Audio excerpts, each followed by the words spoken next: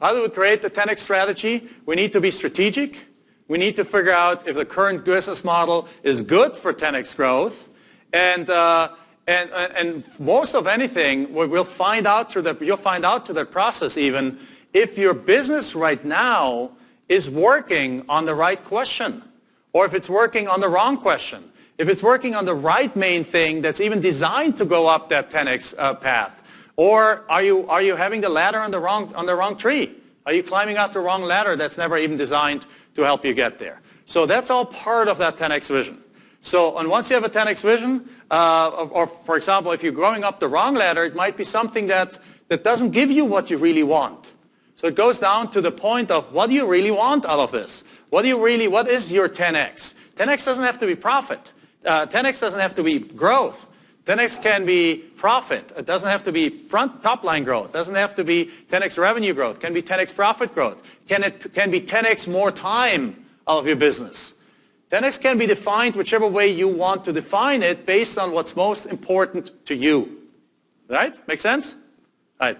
So who's with me so far? You guys, yeah? Am I losing you guys? Oh, no. Okay, good. So therefore, you want to also ask yourself, for example, in your industry, along those lines of what I just said, of whether or not, when you want to ask yourself if you're in the right industry in the first place, ask yourself, truly, in your industry, how many people live, or companies live the life that you want to live? Truly, not just on the surface, but if you dig deep. Do they just say they're living a lifestyle business, and in reality they're working 60 hours a week? Or are they truly living a lifestyle business? Is the business itself designed to make your dreams come true? If it's and if it's a high growth business, is your industry even designed to grow, to allow you high growth? Is your competitors, is everyone in your competitors, do they have a big business? Is there a lot of big businesses in there and you have a smaller business?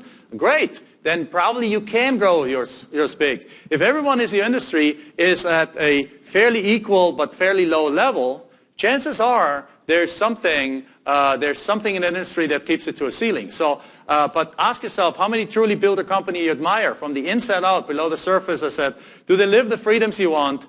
Did they build something of meaning, or can you build something of meaning in that industry?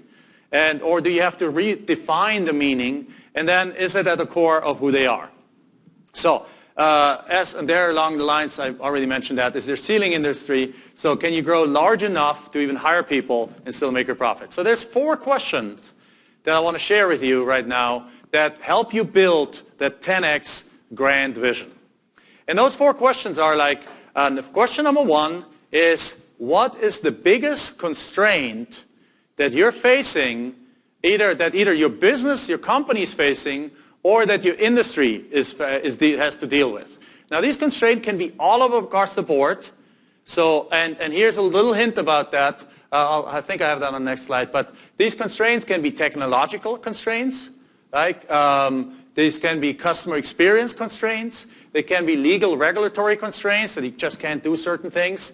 They can be psychological constraints, like trust or something like that customer trust, or supply chain. For example, when Apple, like back in 2001, I believe, when Apple came out with the iPod, they realized that that Toshiba had the Toshiba drive that they used in there was a premier drive in the world to make this technology happen.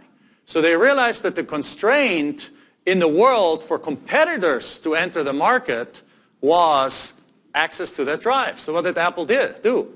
They locked up the entire world supply of the Toshiba drive for the next couple of years, giving them a 2-year head start towards everyone else, and basically, therefore, leaving everyone else behind in the industry. Right? So they figured out what the market, in this case, what the industry constraint was. The industry constraint was access to that technology, and they gobbled up the entire constraint. They made it an impossible constraint to overcome for everyone else, but for them it was no longer a constraint. So that was a really brilliant strategy to make sure that the iPod could grow like crazy. But other ones can also happen. So also here's a little tip for you. If your industry has many big players and you're a smaller one, I already mentioned that, then it's probably a company bottleneck that you're facing. Then it's something inside of your operations or in some of your, then getting to 10x is probably not difficult. You just need to change your offerings, you need to change your execution and so on. But if the industry has a ceiling, if everyone in your industry only makes up to a certain amount of money, then it's probably an industry constraint.